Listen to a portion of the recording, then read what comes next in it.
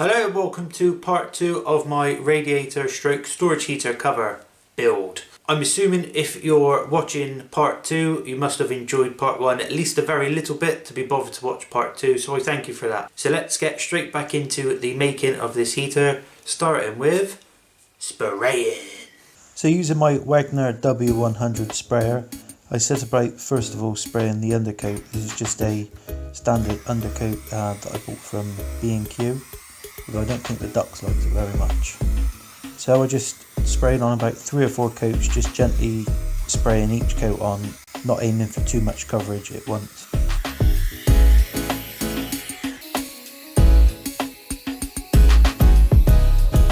So when I sprayed the last coat on, I flipped it on its side so I could get into all the little nooks and crannies everywhere. And this worked well, however unfortunately the very last coat did run. So I had to set about sanding everything down. So with the orbital sander, I just give everything a good sand so it's all nice and smooth, no high spots. And then for the rails, I just use a sanding pad to rub the sides down so they were slightly rounded over. For the top coat, I'm going to use this Rust-Oleum chalky fine furniture paint. It's like a cream white colour, and I did have to water it down ever so slightly to be able to spray the top coat. So I sprayed 2 top coats on. And again, I took my time, especially when it comes to the final coat, just making sure I got nice even coverage.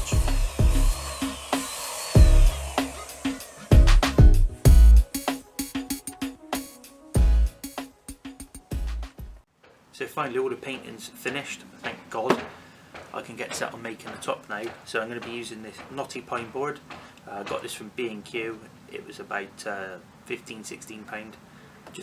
Just finished marking it all up now, and I can run it down a table saw and cut it to the correct size.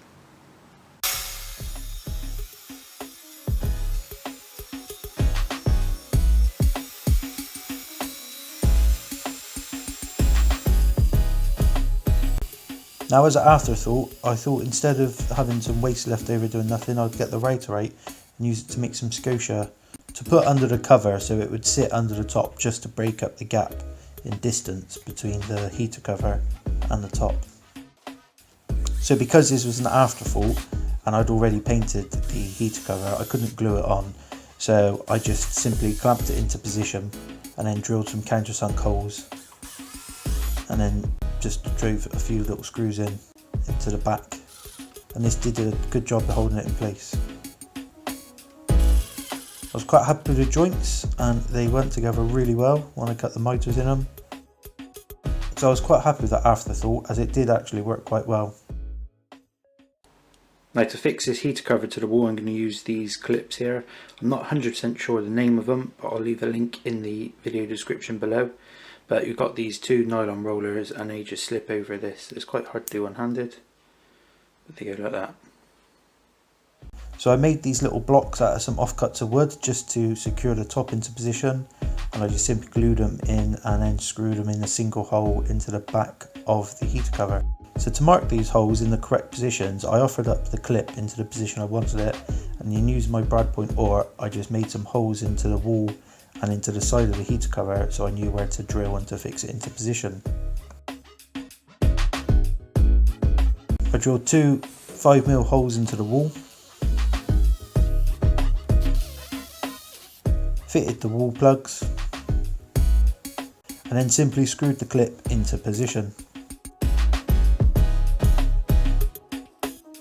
Then onto the side piece, I just drilled a couple of pilot holes into the side so that when I screwed it in, the screw didn't just split the MDF straight away. And I just gently screwed these in to start off with because I knew that I'd have to adjust the clip ever so slightly just to get it to clip on tight.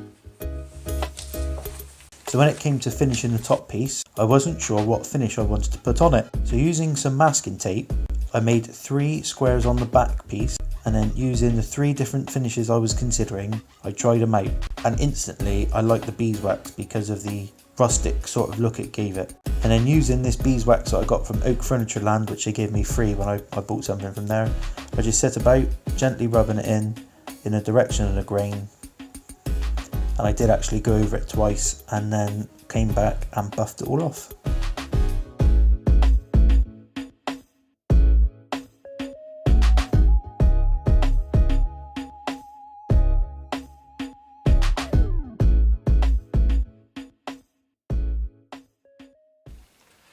So there you go, there's part 2 over and done with. I'm really glad that I took the time to make this, as I'm really happy with the overall outcome of it.